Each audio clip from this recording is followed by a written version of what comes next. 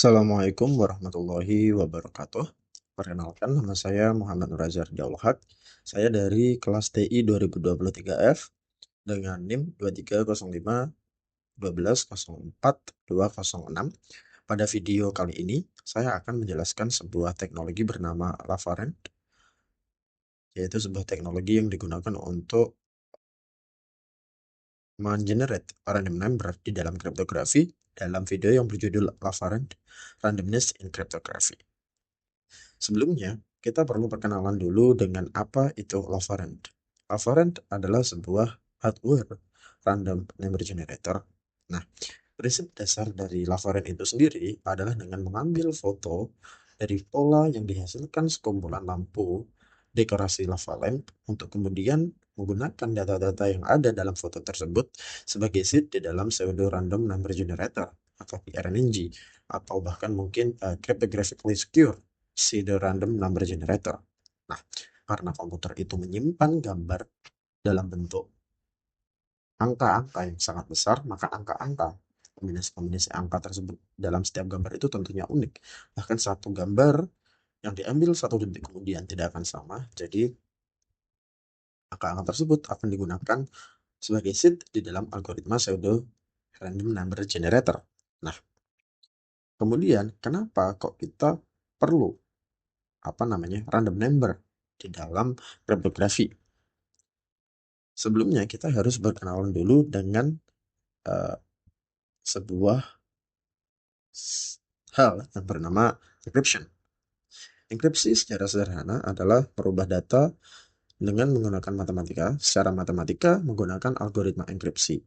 Beberapa contohnya adalah algoritma RSA dan EAS.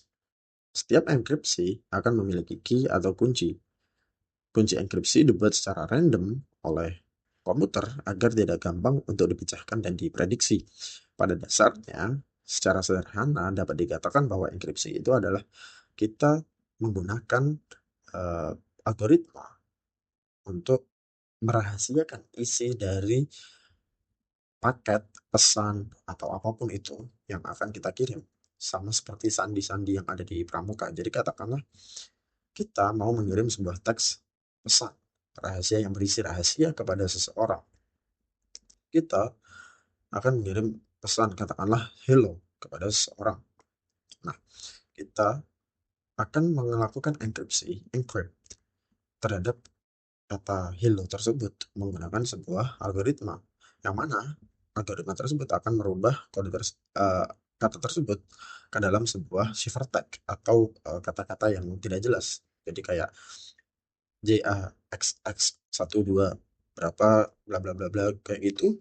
Kemudian akan dikirimlah si ciphertext itu tadi kepada penerima kita. Nah, karena penerima kita itu berbagi kunci atau key yang sama yang kita gunakan untuk mengenkripsi, jadi mereka bisa mendekripsi ciphertext itu tadi dengan kunci yang mereka miliki untuk merubah ciphertext yang JNXZ123 bla bla bla itu tadi menjadi bentuk hello.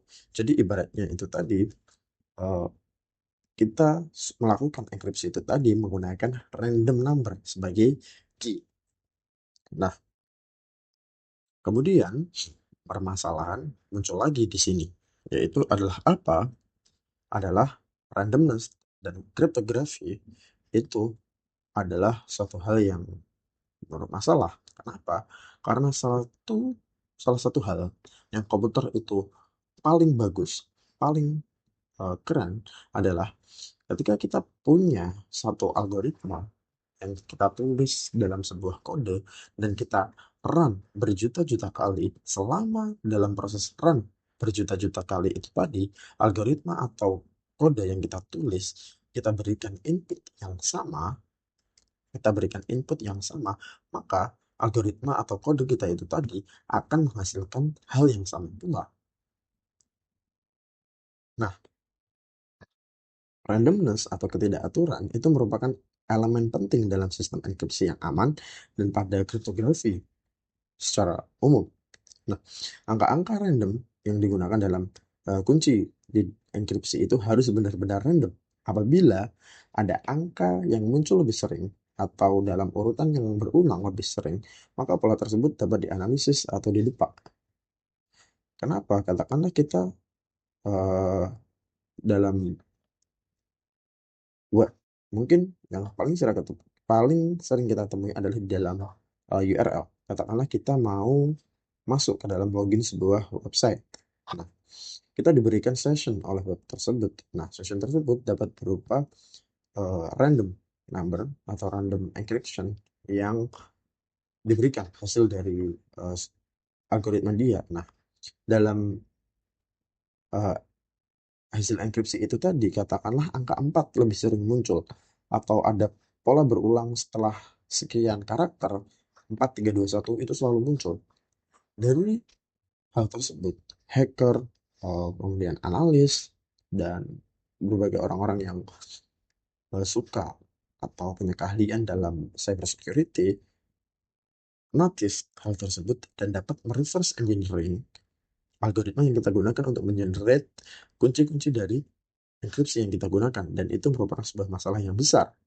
Sama yang seperti saya katakan tadi, masalah utamanya adalah komputer secara by design tidak dapat menghasilkan angka yang benar-benar random.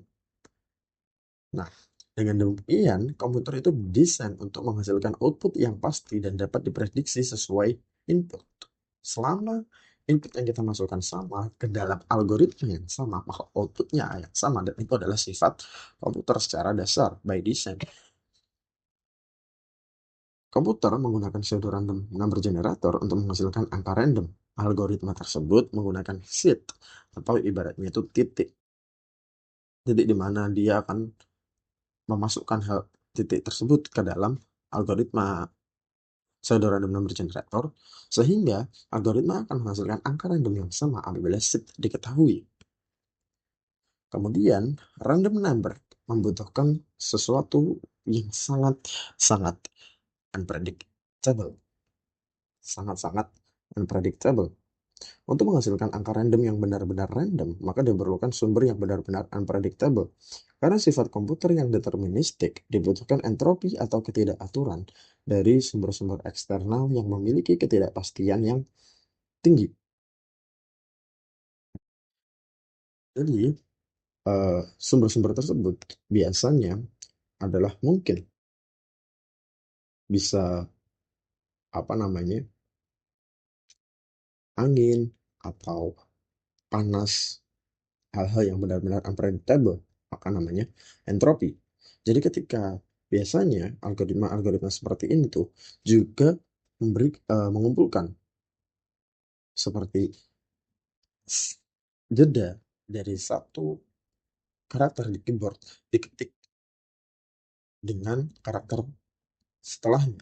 Jeda tersebut dapat digunakan sebagai sumber entropi karena benar-benar tidak terprediksi, tidak dapat disimulasikan, tidak dapat di reverse engineering karena sifatnya yang benar-benar unpredictable, tidak menggunakan algoritma atau kode untuk mengenerate-nya. Untuk memastikan kerandoman yang lebih, seed yang dihasilkan dari sumber entropi eksternal tersebut akan diproses dengan cryptographically secure pseudo-random number generator atau CSPRNG.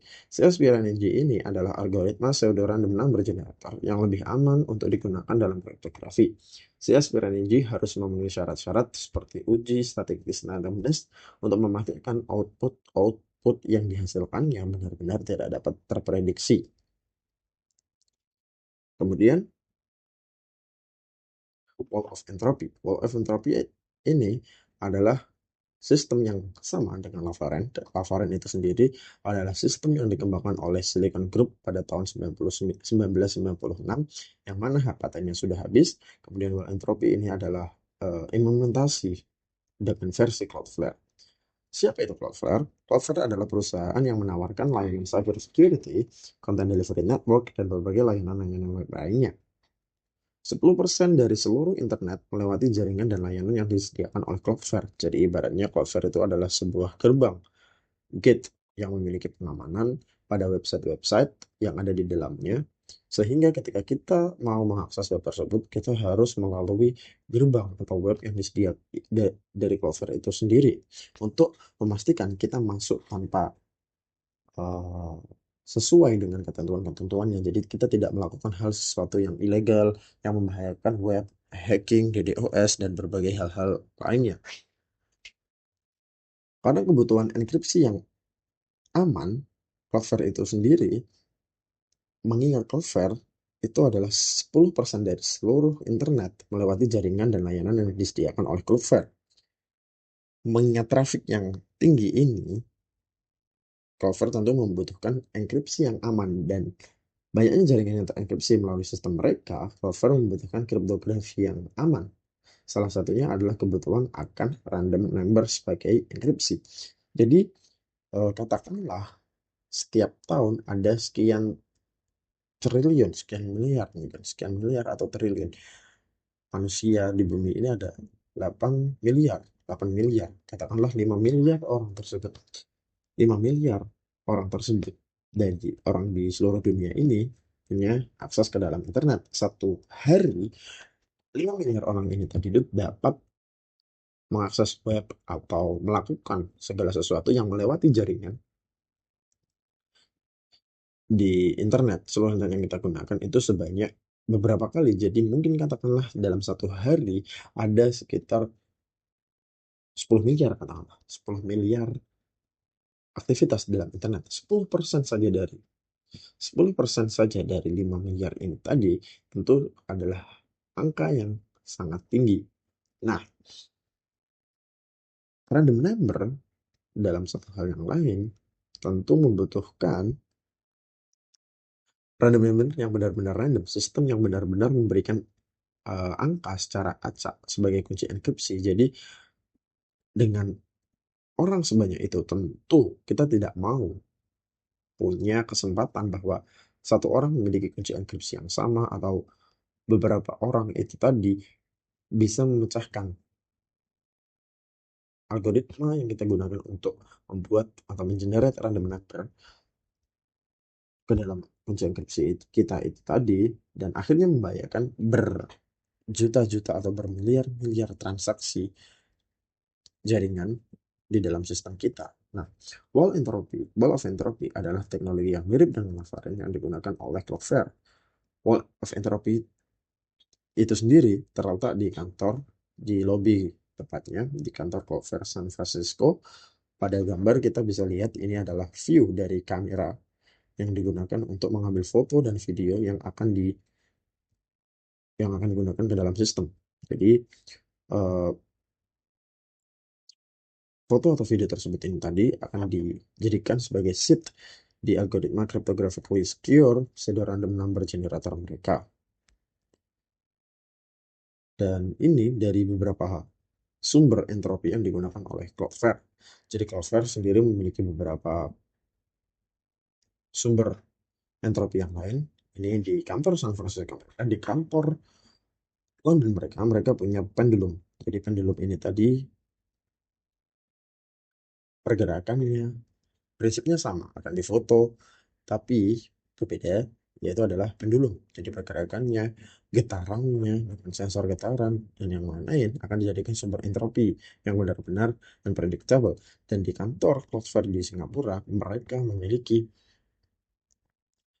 memiliki sensor yang akan menghitung nilai radioaktif di dalam atmosfer untuk kemudian dijadikan sumber entropi mereka. Nah, salah satunya akan digunakan sebagai kunci enkripsi dari berbagai layanan mereka. Salah satunya adalah TLS atau SSL.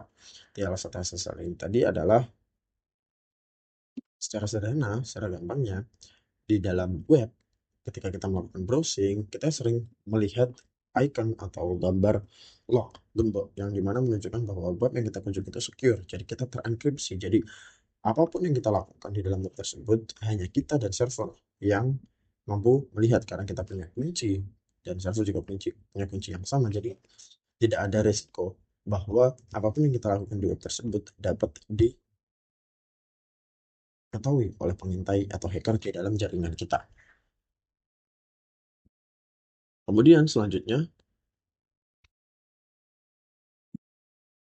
ada cuplikan atau screenshot yang saya ambil dari video yang mewawancarai dari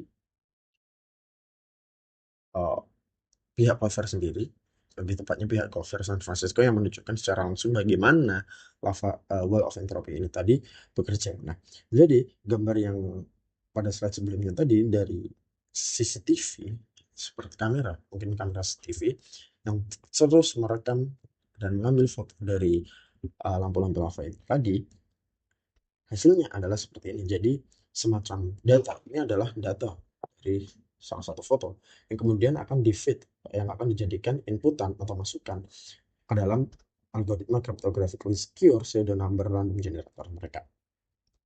Mungkin itu saja yang dapat saya sampaikan terkait wall of entropy atau lava rank dalam kriptografi dan pentingnya random number terhadap enkripsi. Kurang lebihnya mohon maaf. Wassalamualaikum warahmatullahi wabarakatuh.